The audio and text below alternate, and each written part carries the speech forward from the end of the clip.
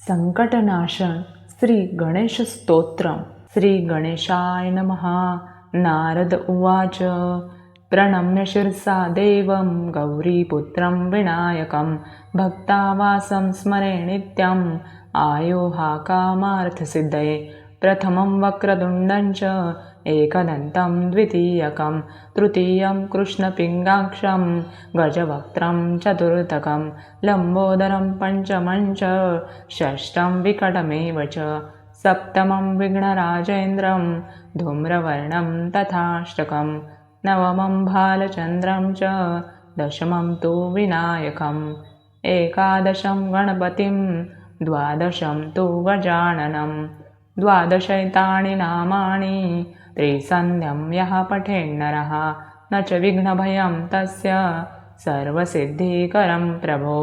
विद्यार्थी लभते विद्यां धनार्थी लभते धनं पुत्रार्थी लभते पुत्रान् मोक्षार्थी लभते गतिं।